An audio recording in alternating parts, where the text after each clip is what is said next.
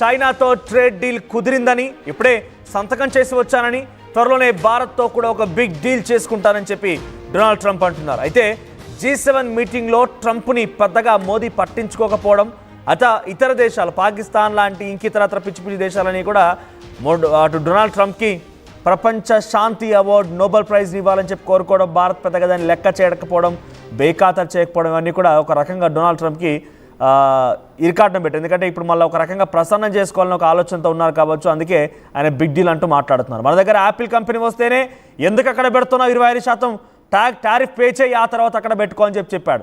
Samsung కంపెనీకి warning ఇచ్చాడు. అసలు ఈ రకంగా వ్యాఖ్యానించినటువంటి డొనాల్డ్ ట్రంప్కి ఒక్కసారిగా ఏం మారిందో, మళ్ళీ ఆ తలలో ఏం తిరిగిందో కానీ భారత్తో బిగ్ డీల్ సిద్ధమవుతున్నానట్టుగా చెప్పుకొచ్చారు. పాక్తో యుద్ధానికి ట్రేడ్ డీల్కు లింక్ పెట్టడం పైన భారత్ కూడా ఆగ్రహం వ్యక్తం చేస్తోంది. అయితే చైనా రష్యాకి భారత్ దగ్గర అవుతుండడంతో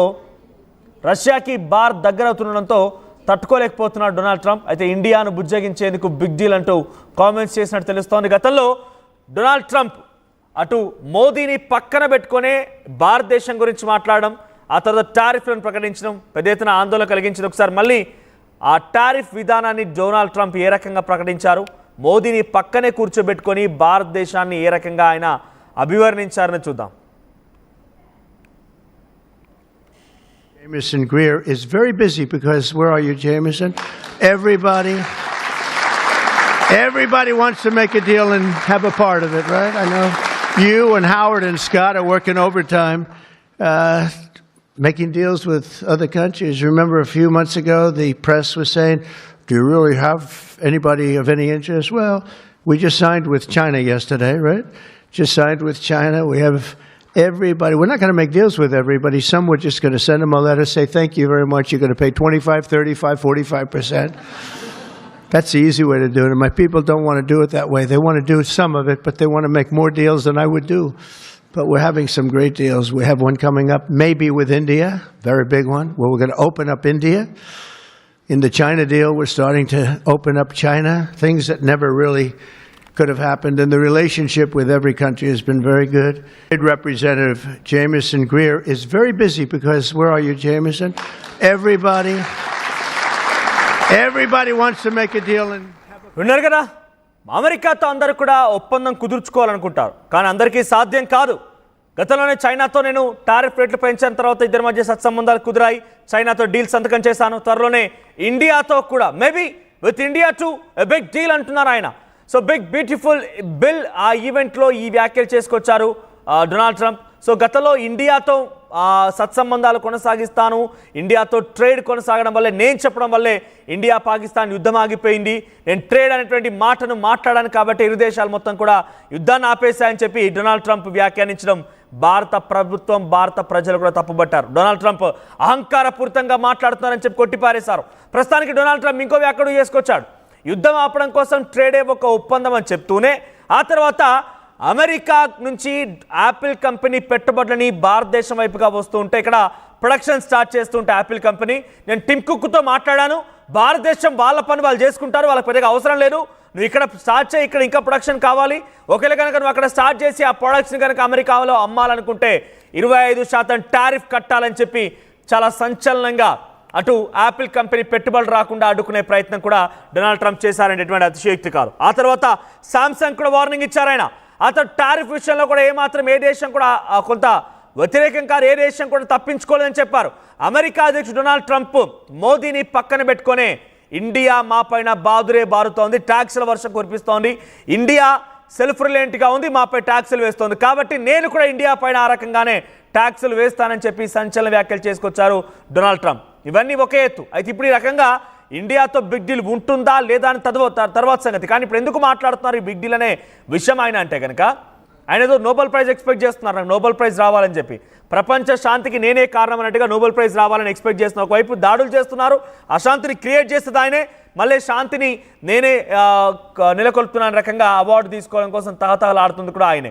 అయితే ఇప్పటికే ఆయన నోబెల్ ప్రైజ్ కోసం పిచ్చి కుక్క అయినటువంటి పాకిస్తాన్ మాట్లాడుతోంది, ఎక్కడో ఉన్న టర్కీ మాట్లాడుతోంది, అందరూ కూడా మాట్లాడుతున్నారు. అయితే భారతదేశం కూడా కోవలోకి రావాలి, భారతదేశం కూడా మాట్లాడాలని చెప్పి బహుశా ఆయన అనుకుంటున్నారు. అందుకే భారతదేశాన్ని ప్రసన్నం చేసుకోవడం కోసం మోకరిల్లిపోయే విధంగా డొనాల్డ్ ట్రంప్ ఇటు భారతదేశంతో ఒప్పందాలన్నట్టుగానే మాట్లాడినట్టుగానే ఒక అంతర్జాతీయ వేదికలపై నుంచి ఆయన మాట్లాడడం, అట్ ద సేమ్ టైం ఆయన ఈ వ్యాఖ్యలు చేయడం పట్ల ఎక్స్పర్ట్స్ కూడా అదే చెప్తున్నారు. డొనాల్డ్ ట్రంప్ మన నుంచి ఆ రకమైనటువంటి వ్యాఖ్యల్ని ఎక్స్పెక్ట్ చేస్తున్నారు. నోబెల్ ప్రైజ్ డొనాల్డ్ ట్రంప్కి ఇవ్వండి అని చెప్పేటువంటి మాటల్ని ఆయన ఎక్స్పెక్ట్ చేస్తున్నారు కాబట్టి ఈ రకమైన వ్యాఖ్యలు చేస్తున్న రకంగా అటు అంతర్జాతీయ వేదికలపైన కూడా చాలామంది ఎక్స్పర్ట్స్ మాట్లాడుతున్నారు. ఒకసారి దీనికి సంబంధించి మరిన్ని అప్డేట్స్తో మా ప్రతినిధి మధు సిద్ధంగా ఉన్నారు. మధు, ఏంటి డొనాల్డ్ ట్రంప్ ఈ సమయంలో ఇండియాతో బిగ్ డీల్ ఉండబోతోంది మేబీ అన్నారు అంతా ఆయన, అది పక్కాగా చెప్పలేదు.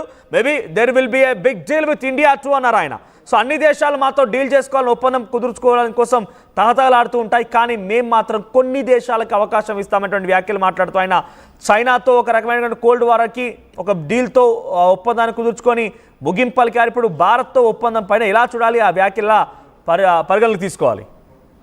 ఎగ్జాక్ట్లీ, అంటే భారత్ బేఖాతరు చేస్తా ఉంది అమెరికాని. చాలా స్పష్టంగా మొన్న G7 సమ్మిట్ కి సంబంధించినటువంటి సమావేశాల సందర్భంగా అమెరికా అధ్యక్షుడు ట్రంప్ మోదీని అమెరికా పర్యటించాల్సిందిగా ఆహ్వానించడంతో బిఫోర్ షెడ్యూల్ ఫిక్స్ అయింది. ఇప్పట్లో రాలేను అనేటువంటిది చాలా నిర్విఘ్నంగా తిరస్కరించినటువంటి పరిస్థితి. అది చాలా ఎఫెక్టివ్ గా కనిపిస్తా ఉంది.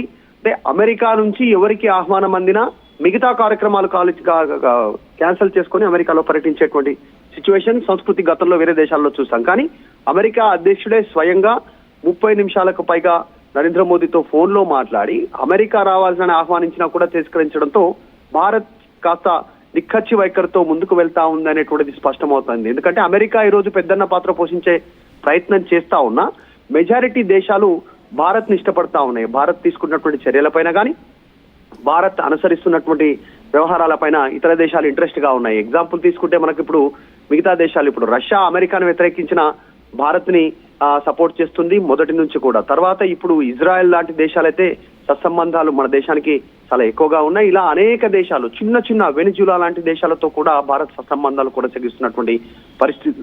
కేవలం మన దేశంలో ఒక చిన్న నియోజకవర్గం, ఒక చిన్న జిల్లా లాంటి దేశాలతో కూడా భారత్ సత్సంబంధాలు కొనసాగిస్తుందంటే దౌత్యపరంగా భారత్ అంత స్ట్రాంగ్ గా ఉంది అనేటువంటిది అమెరికా గుర్తించడంతో, దానికి తోడు పొటెన్షియల్ జనాభా పరంగా పొటెన్షియల్ 140 కోట్లకు పైగా వినియోగదారులు ఉన్నటువంటి భారత్ అమెరికా తిరస్కరించిన ట్రేడ్ డీల్ తో ఇలా పన్నుల రూపంలో ఇంకా ఎక్కువ రూపంలో మనల్ని ఇబ్బంది పెట్టాలనే ప్రయత్నం చేసిన ఇతర దేశాలతో సత్సంబంధాలతో మనం ఆ వ్యాపారాన్ని నెరపగలిగేటువంటి శక్తి సామర్థ్యాలు భారత్ కు ఉన్నాయి ఈ రోజు దౌత్యపరంగా. కాబట్టి కాస్త తగ్గినట్టుగా కనిపిస్తా ఉంది. మొన్నటి వరకు డాంబికాలు, ఈ రోజు డైరెక్ట్ మళ్ళీ ట్రేడ్ డీల్ కు సిద్ధంగా ఉన్నాం, భారత్ తో ఒక గొప్ప డీల్ చేయబోతా ఉన్నాం అనేటువంటి స్టేట్మెంట్. రష్యా అంటే మనకు మిత్ర దేశమే మొదటి నుంచి, కాబట్టి వీటితో చైనా కూడా దగ్గర అవుతుండడంతో రష్యాతో కాస్త కలవరపాటుకు గురైనట్టుగా కనిపిస్తా ఉంది ట్రంప్. ఇప్పటికే ట్రంప్ కు వ్యతిరేకత ఉంది అమెరికాలోనే స్వయంగా. ఇప్పుడు 2 సంవత్సరాలు కాకముందుకే అంత వ్యతిరేకత ఉంది. స్వయంగా ప్రజలు రోజులపైకి వచ్చి చాలా వరకు ఈ రకమైన వ్యాఖ్యలు చేసుకొచ్చింది. గతంలో రష్యాతో సత్సంబంధాలు కొనసాగించిన, రష్యాతో S-500 యొక్క నిర్మాణం కలగలిసి చేద్దాం, ఇద్దరం యొక్క మ్యూచువల్ వెంచర్ లాగా దీన్ని ప్రారంభిద్దామని చెప్పి రష్యాతో జరిగిన డీల్లో కానివ్వండి, రష్యాతో జరిగిన చర్చలో కానివ్వండి, పదే మీరు రష్యాతో భేటీ అవుతున్నారు. అట్ ద సేమ్ టైం మాకు వ్యతిరేకంగా ఎవరైతే డాలర్ యొక్క విలువను తగ్గించాలని చెప్పి కొన్ని దేశాలు